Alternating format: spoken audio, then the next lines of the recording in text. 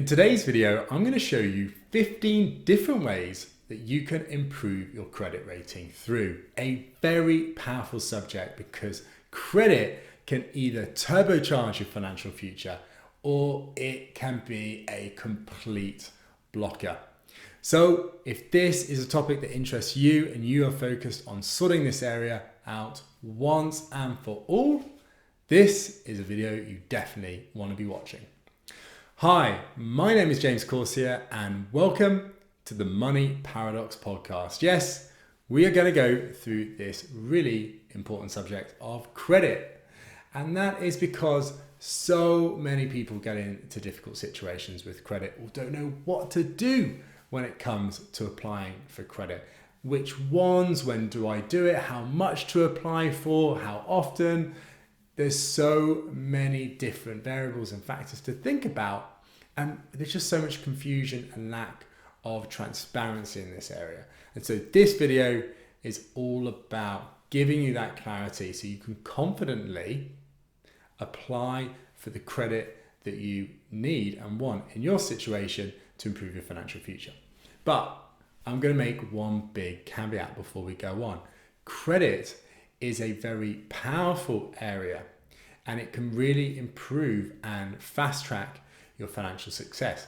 But, and this is a big but, if you don't do it correctly, then it can really slow things down. In fact, it can take it the opposite way. And that is because the whole point of people offering you credit is for them to make money. And so they want you to stay owing them money, because when you owe them money, you have to pay interest on that money. And through you paying interest or penalties or fines or whatever, that is how they make their money. So if you're applying for something that seems very cheap or free money, these 0% interest credit cards, for example, that are very popular at the moment, they sound great and they are great if you use them correctly, but you just got to think, what's in it for the person or organization giving it to you? Well, a lot if you do what they're hoping you will do. And that's, for example, staying on that credit card past when that 0% ends and then start to pay the money. Or maybe go and make a mistake on that card which forces you to pay penalties, for example. Again, paying them money, all right? The other thing is, when you get credit, you're effectively taking money that you don't actually have. You didn't build up yourself. So you ultimately owe that. So if you take that credit and you're using it for something sensible to accelerate your success within this world financially and just generally, brilliant. But if it's just for day-to-day spending and it's just going to dig that hole that little bit deeper, then be warned. All right? So that's my caveat. I'm going to jump in. But before I do, if you've enjoyed this video and other videos I've been putting out each week, please do subscribe and check out my future videos. Every week, without fail, I'm giving you fresh, strong content, hopefully to educate you in the area of money, finance, wealth, and to help you become financially free, okay? So if you've been enjoying this content, please do like it, encourage others to see it. If there's somebody else that you know would definitely benefit from this subject, please do share it. All right, let's jump into the content. So the first way is you want to review your credit file. Now there's a whole number of different credit agencies out there that hold your credit information, your kind of specific bits about you, so that when a company goes to check on you, right? So you go and you apply for a credit card. Well, that credit card company is going to want to know your background, see what's going on. So to do that, they go and speak effectively to one of these credit agencies and check on what your situation looked like. And based on what they find, they're going to decide whether to give it to you or not. And so the best way to know whether you're likely to get that credit, whether you look like you're in a good situation, is to actually see what that credit file looks like. There are a whole load of different credit agencies. Well, in practice, four main ones that companies use.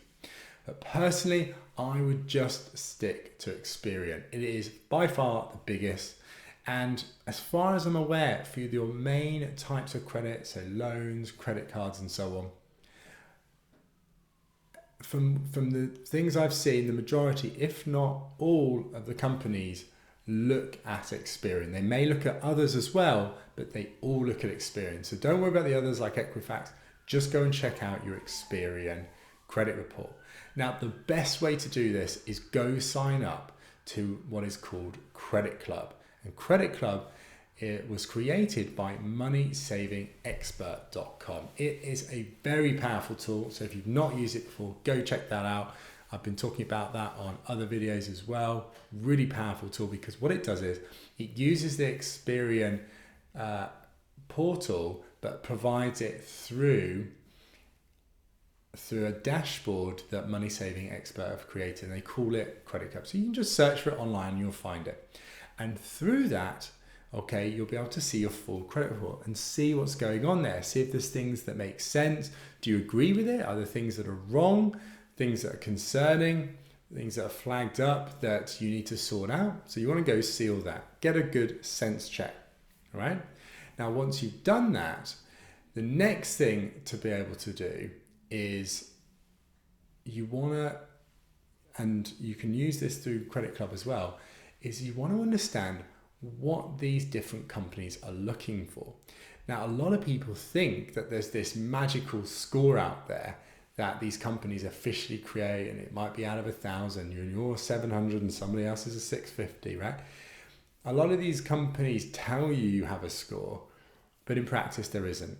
What happens is, when you apply for credit, a company goes and checks your information, and they look at that information and they will assess that information based on what's important to them. One company is going to prefer certain things to another company. So it's not about this objective situation that's perfect. Yes, there are things that are generally good or bad. So if you've defaulted on a credit card, or if you've not paid a certain month's payment until a few months later, that's objectively bad, right? But some credit card companies, for example, want to see that you've got a lot of credit. Others might want to see less, because they're interested in different things, right? So they're not all created equal.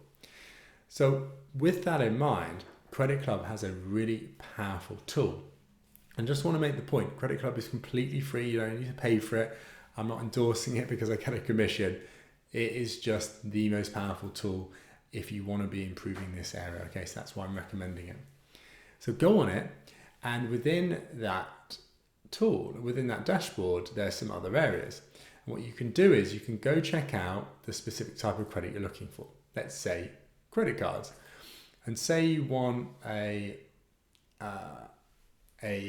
I don't know, you might want a money transfer credit card. And that just means you can take out a credit card, and with the amount of credit they give you, you can transfer that into your bank account and you can spend it, right? So it's probably the most simple, most effective, flexible way of spending the money that you get from a credit card, right? So if you want to do that, what you would do is you'd select that area, and what it will do is it will rank all of the different companies that offer those types of credit cards, and it will tell you, out of 100%, your likelihood for getting that card. Now, obviously, ones with 0% means they're not even going to touch you. Those with 100% means that some companies will give you credit without even doing a hard search, or they can pretty much guarantee in advance you're going to get it because of your credit situation, and others can vary. Some pretty high percentages, others not, right? Now, it's not a perfect tool, but it is very strong. And what they do to do that is that they look at your credit file and they know what are the different things that are important for each of these different companies. And that is how they're able to get that confidence on how likely you are to be able to get that specific credit card, okay? Now, the reason why that is so powerful is because, number three, the amount of credit applications you do hurts your score, right? It hurts your strength of being able to get a credit card. And that makes sense, right? Because if you come and you want to borrow money off me, but I know that you've tried to borrow money off 8 other people, that's a big red flag. Why have you applied for credit from so many people? Are you desperate? Do you really need this money? Maybe I don't want to lend it to you, right? What about you've actually gone to those 8 other people and you've managed somehow to get money off each of those? You're sitting now on a big pile of cash that you're ready to spend, only waiting for me to give you some money as well, and then you're going to go blow it all. And if you did do that, you'd put yourself in an absolute financial hole, and there would be a huge likelihood you'd never be able to pay me back, okay? So that is why they don't like to see that. So if you have applied for other credit applications, usually it stays on record for 12 months, but it's really the next 6 months which it particularly hurts you. So you're fine to do a few, 1, 2, 3 applications, but when you start doing more than that, it definitely hurts. So you want to use them wisely, right? And why that's also powerful is that you can see, I'm very likely to get that one. So when you do apply, you're much more likely to get it, and then you don't have to keep applying to all these other companies hoping that one will give you some money, right? All right, so number 4 is register to vote. This one is huge, very, very simple. But if you haven't registered to vote, then it is going to hugely hurt your ability to get credit. And that's because if you haven't registered to vote, it's very hard for a credit card company or anyone wanting to give you money to know you are who you are and that you're based in the address that you're based. Because to register to vote, it gives them another level of confidence that you are based in that country, that you're connected to that address, right? So if you don't, it's kind of a bit of a red flag. Now, some people in the UK can't register to vote because of their own situation, because they're not, for example, a UK resident. So you want to go out and find out a different way to be able to prove to these companies that you are based in the UK, to give them proof of address.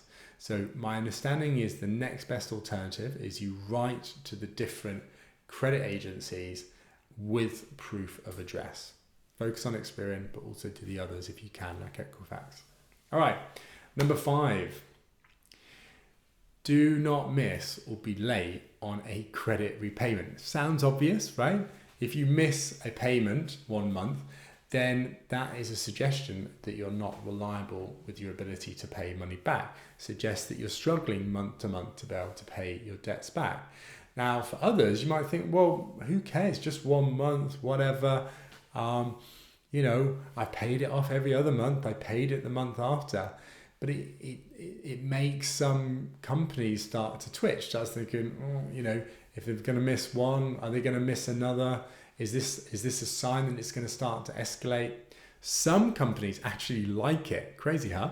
And that's because if you're doing it, that suggests to them you're going to make mistakes, you're going to miss months and have to pay extra penalties and interest to do that. And they actually like that. That's how they make their money, all right?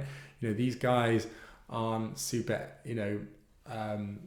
holier than thou organizations. They are in the business to make money. So always remember that, okay? So it isn't always a bad thing, but generally, again, also just think, why are you missing it? Does that suggest, even for yourself, that maybe you want to be careful and maybe take a breather from this whole credit situation? All right, next one, number 6. This is all to do with people that are financially linked to you or connected, right?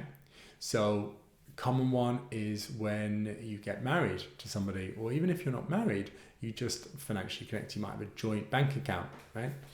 When you do that, if that other person gets into financial difficulty, that will have knock-on consequences to you, because they know that if that other person is getting into difficulties, then the most likely thing they're going to do next is they're going to come to you to look to resolve that situation. And that could then domino effect onto yourself, right?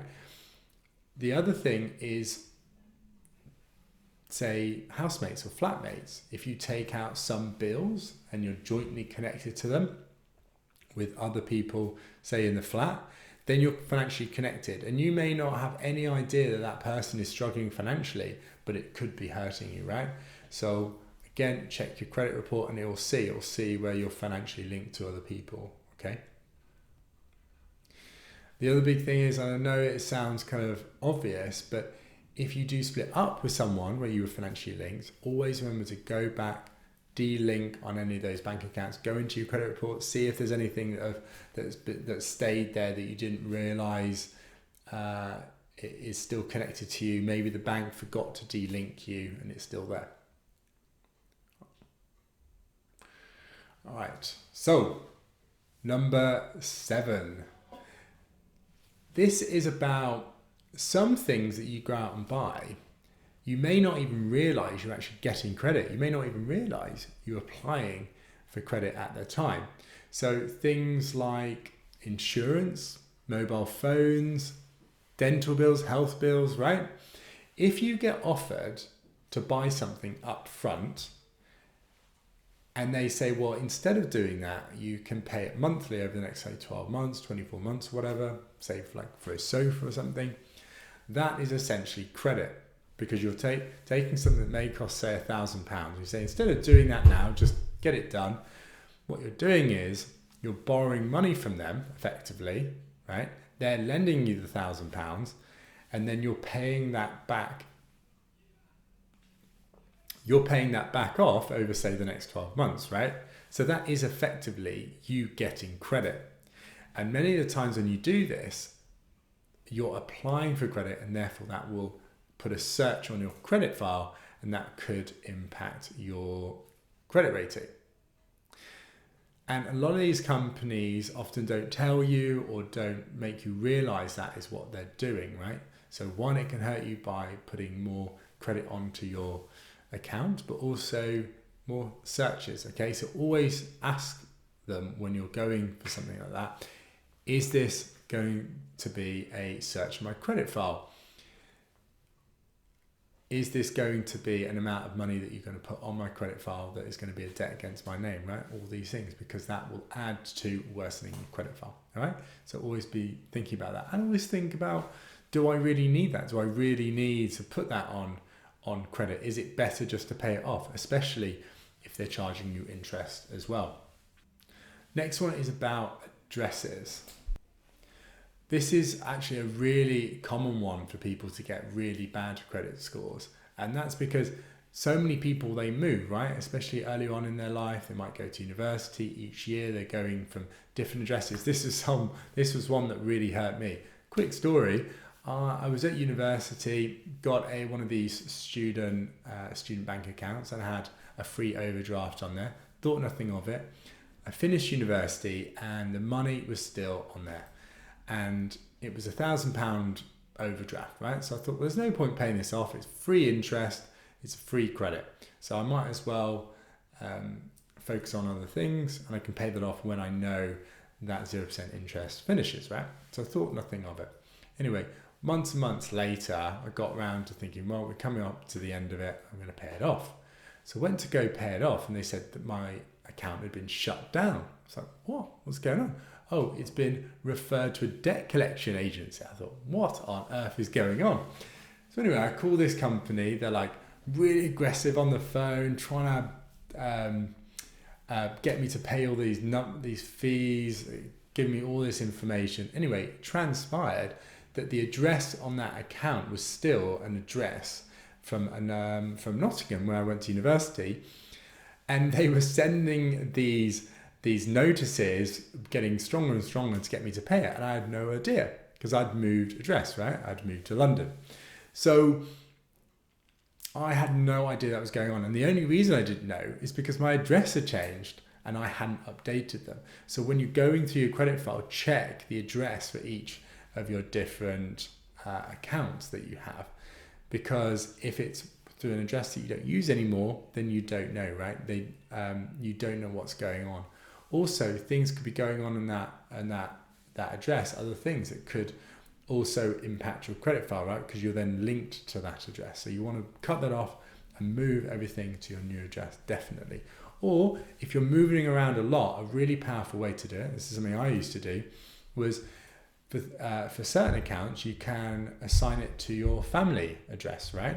So often credit companies don't like you constantly moving address because, again, it kind of raises flags. Is that fraud? What address can we rely on? So if you've got that, and also you don't trust that everything's going to be up to date with where you're currently living, sometimes it makes sense just to use your family address. All right. The other thing is that, when you're applying for credit as well, you want to be consistent with your address, right? Because if you start to use different ones, again, it's going to raise a red flag. What a lot of credit card companies do, or any company where you're applying for credit with, they've got all these different tests to test whether they think it's fraud. And if they think it, they'll either might reject you, or they might pass that information onto an organization that collects this information to try and predict fraud. And that can really hurt you. So it may not be in that one specific application, but if you start to do other potentially dodgy looking things, then you'll build this kind of reputation of potential fraud, and it's going to really get in the way of you being able to get credit in the future. All right. Now, a lot of you are probably thinking, oh, my situation is super bad. I don't know what to do. I just can't get any credit.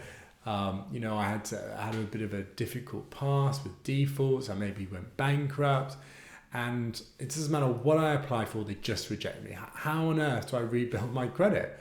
Well, actually, there are certain credit card companies that focus on this. Now, they charge really high interest rates, 30%, 40%, maybe even more. But the powerful way of using them is that they're a lot more lenient in giving them to you. Very low amounts of money that you can borrow at one time on them, and you're paying very high penalties or interest rate or whatever for using them. But the point of the card is not to be able to get some available credit to go spend it, right, and worsen the situation, obviously.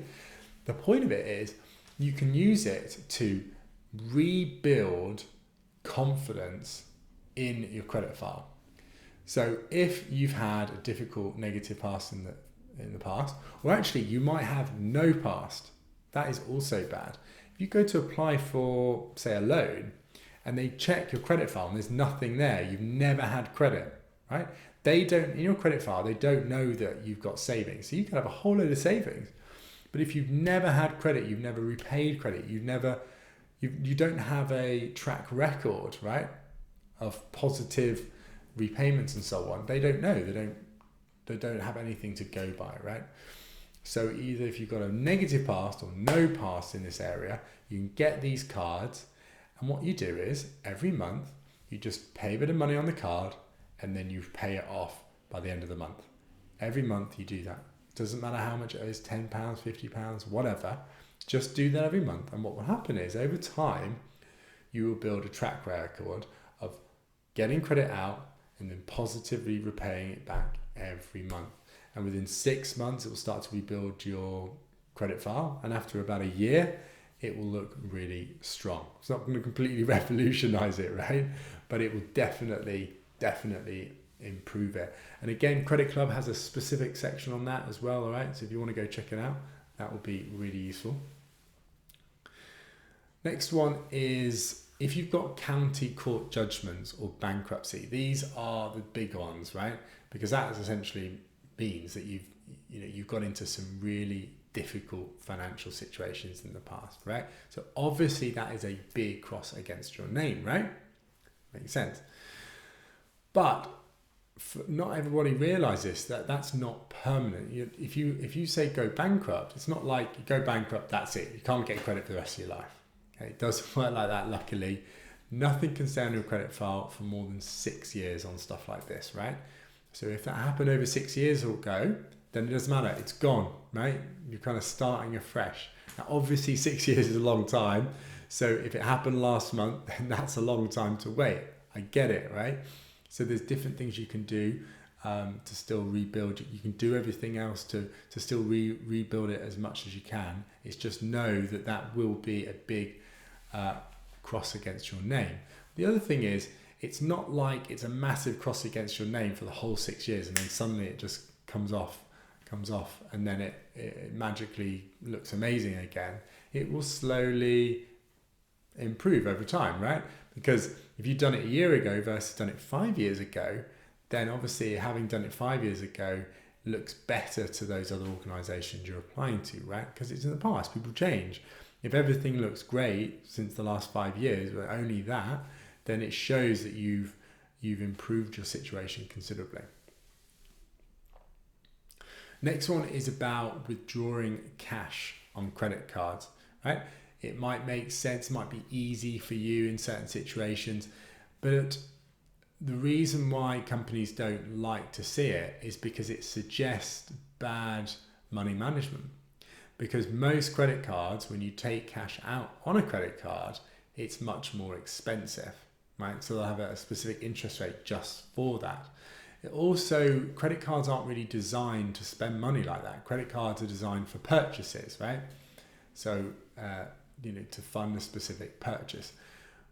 Whereas for you to go out and take cash out, that's like spending on like bits and bobs and things. It's not how it's designed. It just suggests that you are using that just for day to day and you're escalating the situation. So if you're doing that, credit card companies or other credit agencies start to have those red flags and may just decline you just for that, right? Not all of them, but a lot of them. Next one, payday loans. It's the same thing. If they see any payday loan on your account, again, it's a big red flag. For somebody to take a payday loan out, again, it represents poor money management, right? Most people are aware the interest rates on payday loans are insane. And that's because it may look cheap, but that's because it's on a really short period of time. If you extrapolate that out to an annual interest rate like you're supposed to with credit cards and loans and so on, then when you're comparing it, it's crazy. It's like 1,000, 2,000%. So really, really high.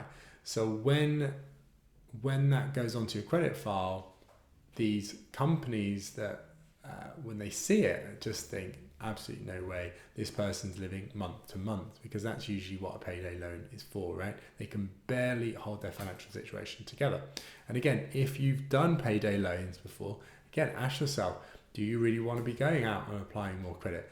Or is there something more fundamental that you need to sort out in your financial situation that will improve it, right? So, caveat. All right, next one. Talked about this a little bit before. It's to do with consistency. All these companies love consistency because when everything's consistent, then they have confidence in the information. Yeah. If you apply to something for them and half the information is different to what they have on the file for you, then they're thinking, well, are you this person that I'm looking at? Are you giving me false information? Well, that's different to that. So is that wrong? Or is that wrong? Is anything else that you've given me wrong? Because there's certain things that they ask for that they can't check. So for example, your income. Not a lot of people know this, but when you tell them your income, they can't check that on your credit file, right? So they just have to trust you on that. If everything else looks consistent, then they're inclined to trust you. If everything else looks wrong, then they can just outright reject you. That is a big, big one. And a lot of people get into this situation without realizing, because there's some things that you've provided which is technically true, but another answer is also true. So like addresses, for example, is a really common one. So when you're applying for it, make a note of the information you give them, right?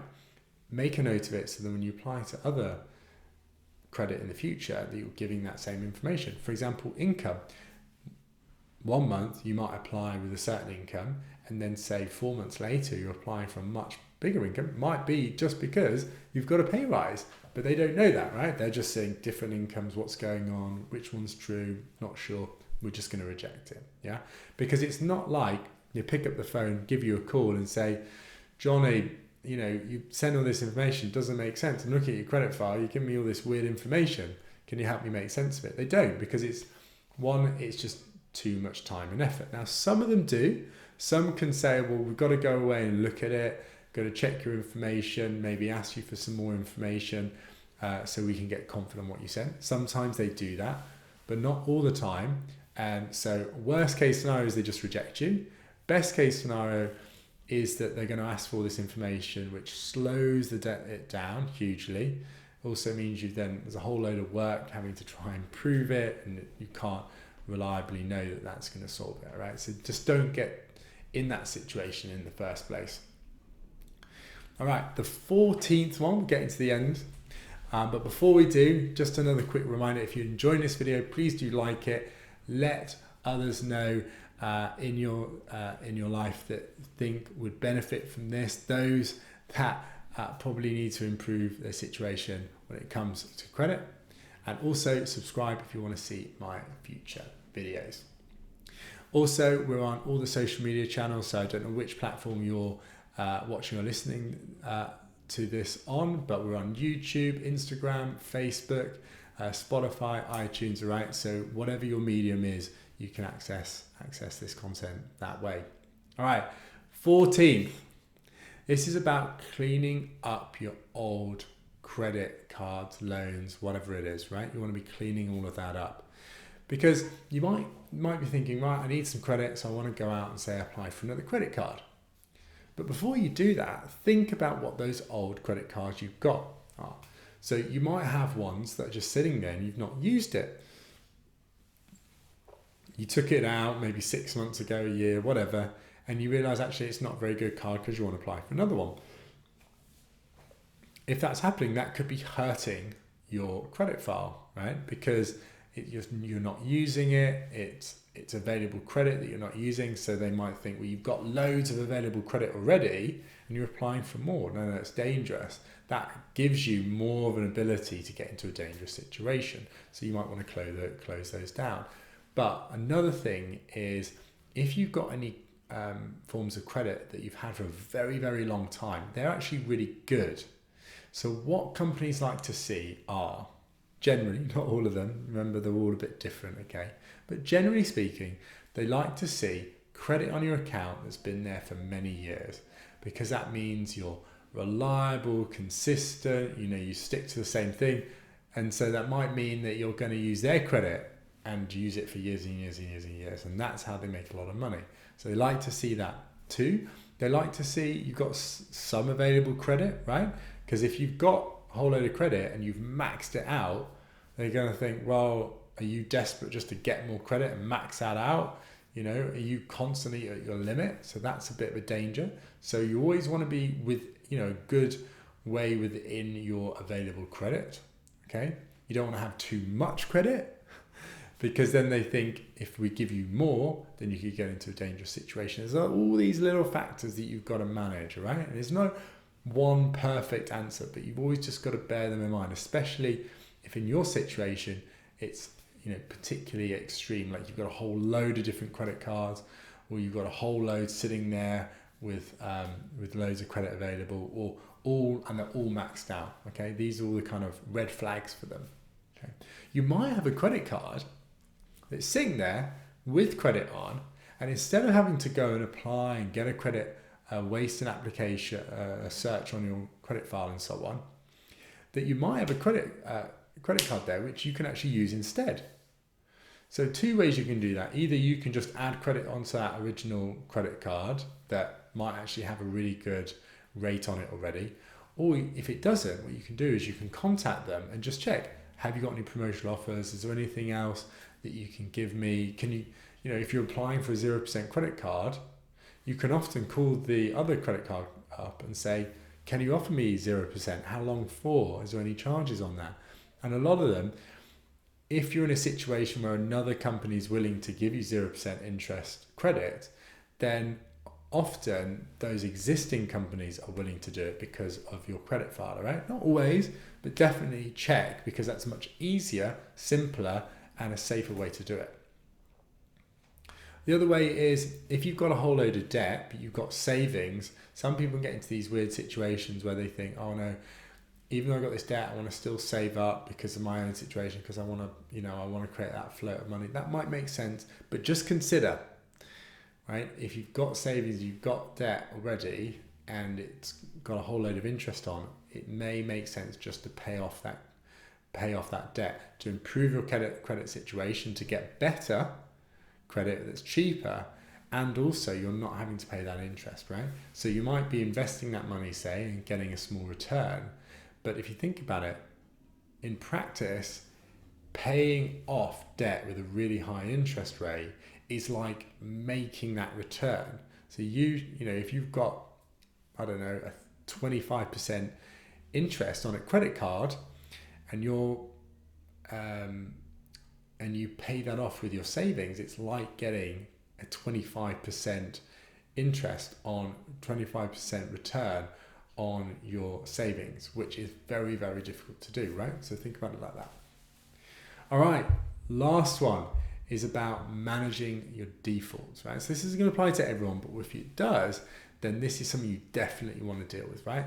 Defaults are really bad on your credit file. It's super common to have them, and you kind of fit into two categories. Either the category of it shouldn't be there, it's a mistake and you need to sort it out, or it should be there, you made the mistake and you just need to improve it the best you can.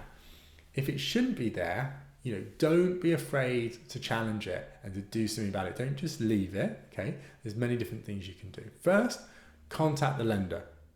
Challenge them, say, look, you shouldn't have put that on. These are reasons why, get rid of it, right?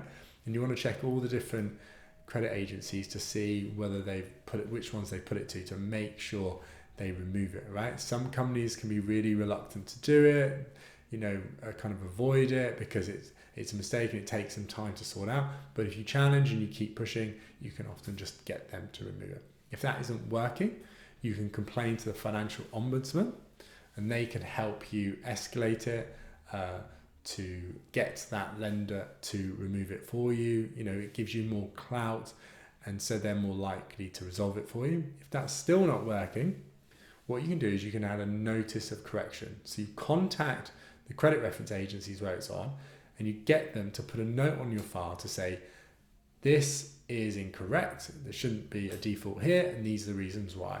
Now, it doesn't always work, but at least what happens is when an organization goes to check your credit file, they'll see that, they'll be able to review it, and then decide whether they're going to give you credit or not. So they may still decide to not, but at least they're seeing that when they're deciding to give you credit. Now, this can slow down credit applications, because when they go to automatic check, it's usually just a robot, right, when deciding.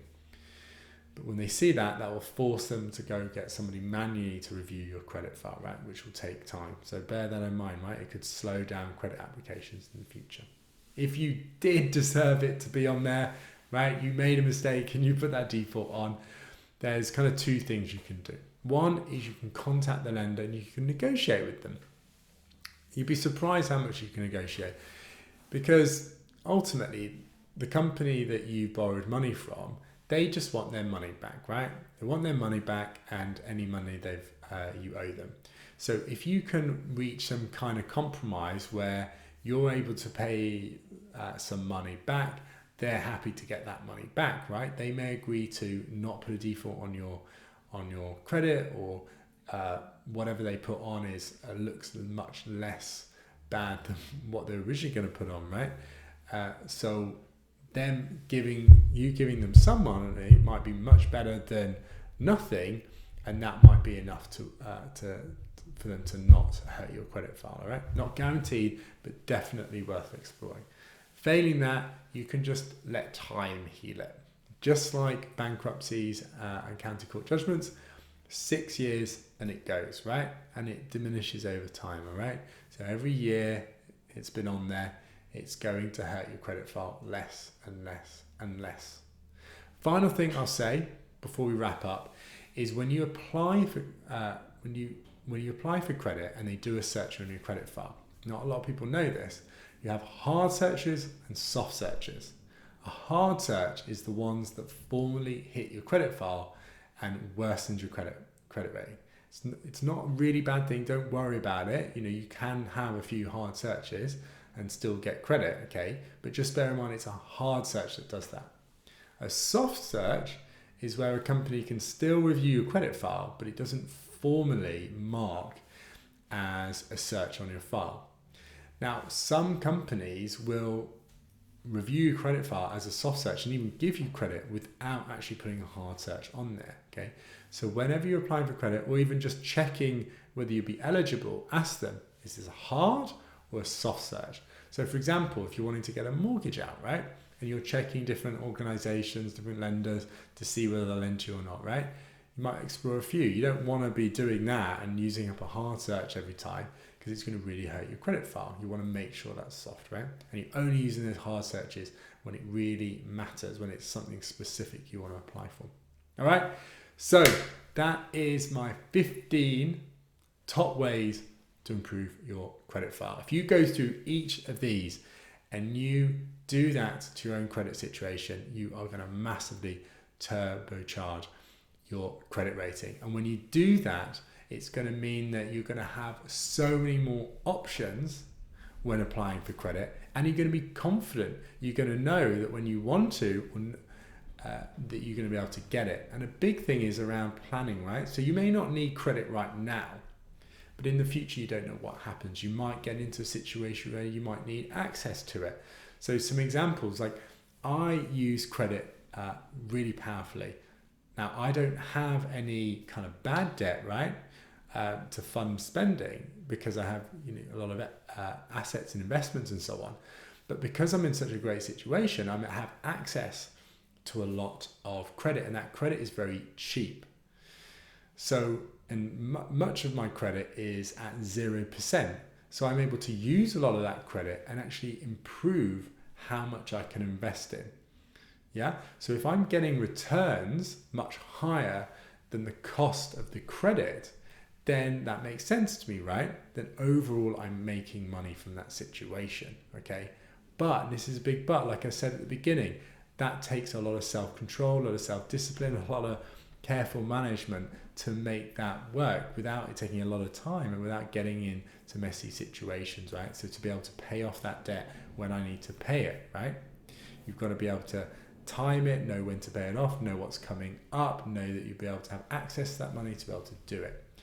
If you are somebody that often gets credit and then struggles to pay it off, forgets to pay it when they need to pay it, and so pays penalties and fines and so on, find yourself spending that money on things that they don't really need and it just worsens your situation.